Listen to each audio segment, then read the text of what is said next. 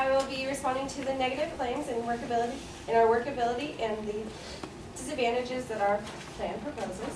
They first address that teachers have a preference and classes have a number of different ways in teaching that require electronics, that engaging students is a high priority and that electronics is a way to do that, that it is a sense of security for students, and it lowers the class cost for lower class students, and note-taking is an efficient way on laptops, and there are no clear effects to note-taking not on laptops.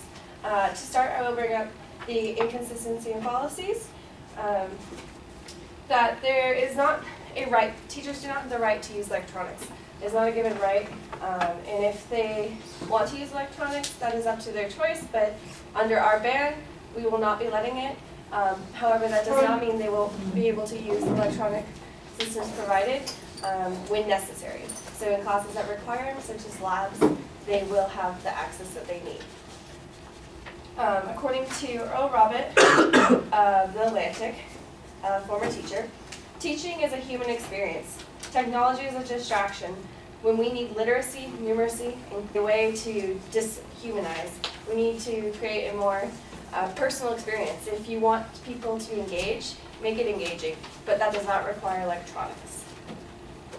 Likewise, as electronics being claimed to be a security of the students, that is their own fault. Electronics are being constantly used. Students are attached to their phones. Why is it a bad thing to disattach them?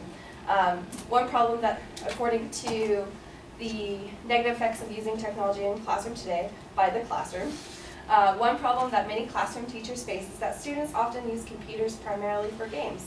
Because of this, many students associate computers and technology with game playing. Though some teachers can use this to their advantage, if this issue is not addressed, some students may get distracted and off the task quickly. Game playing is just one thing people are attached to when they use electronics. There's social media, there's texting, there's FaceTiming. Anything that could be applied anywhere outside class could be applied in the classroom. We are just suggesting that they don't need to exist in the classroom, while they still can exist outside the classroom and are often beneficial outside of the classroom. We just do not want them in classes that do not need them.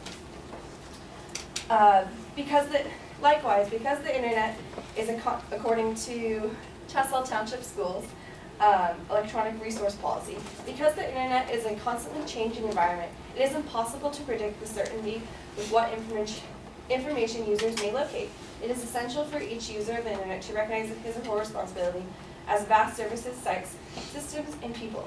The user is ultimately responsible for his or her actions in accessing the internet. This is just stating that the internet is endless and has way too many things out there that do not need to be brought into the classroom, and therefore not having it in the classroom is going to be helpful. And in response to the fact that it will aid lower class citizens to be using electronics, I will actually state the opposite, that implementing electronic use raises costs. According to the Chowdy Emmett, while the average price of the iPhone jumped to $687 this year. So that is just one electronic piece that is just remarkably, substantially higher, while in opposition, each classroom has 97% of classrooms have a computer located that can be used when necessary. Therefore, we plan to only have electronic use when necessary, and yeah, thank you.